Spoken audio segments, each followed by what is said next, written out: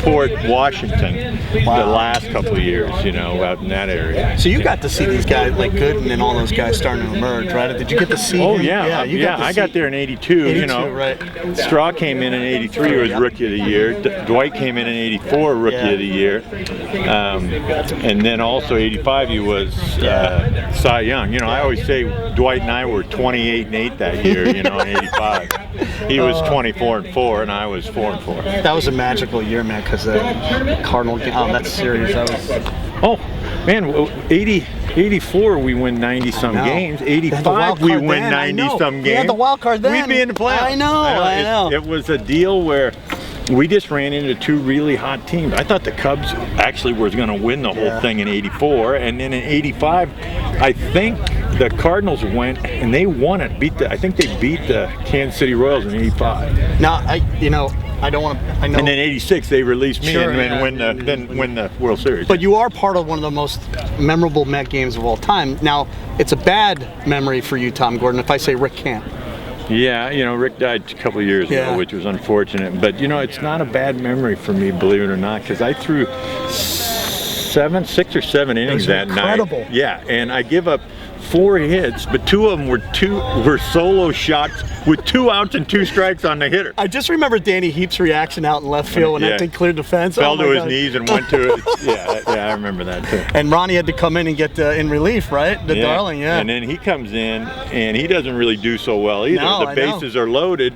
And finally, the last pitch was thrown at 4:05 in the morning. So and they had fireworks afterwards. Shot the fireworks off. Everybody in Atlanta thought that the Russians were invading Atlanta.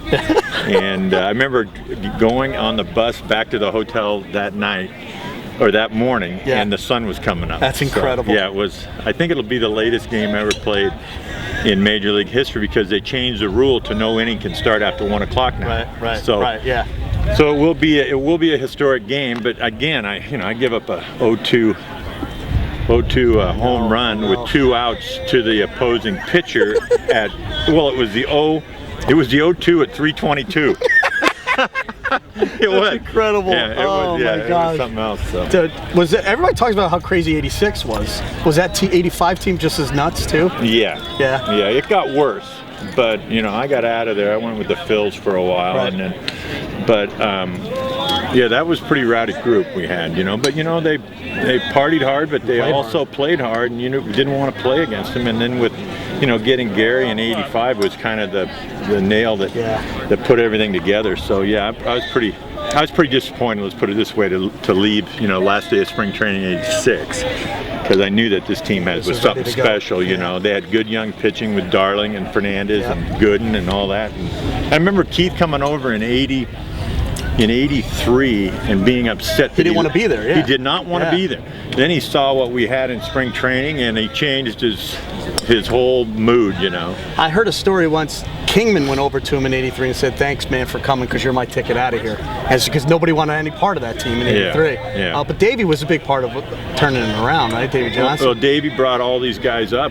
Me and Gaff and Darling and Terrell and Doc all came up through Davey in AAA, and then Davey took over in '84 and really changed the whole view of the team. I mean, '84 was a good ball club. Yeah, it was a great team. Yeah, and Keith should get into the Hall. I know his numbers don't really dictate it, but I agree. He should get into the His Hall. numbers should be out in left field at the City Field. So they should retire. Yeah, they should. And I don't know why just because he spent so many years with St. Louis.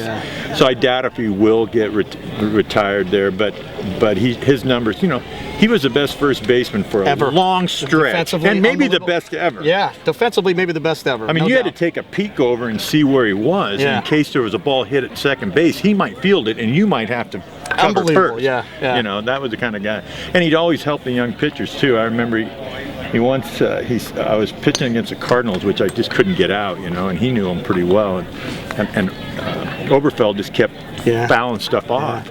And he calls timeout and runs over. He says, "Just throw a fastball in about letter high, and it'll two-hopper to me." And I said, "Well, sounds good to me." So I throw a fastball in, two-hopper again, step in the bag, and go to the dugout. That's the kind of guy he is. What kind of game did Carter call? Was it just so easy?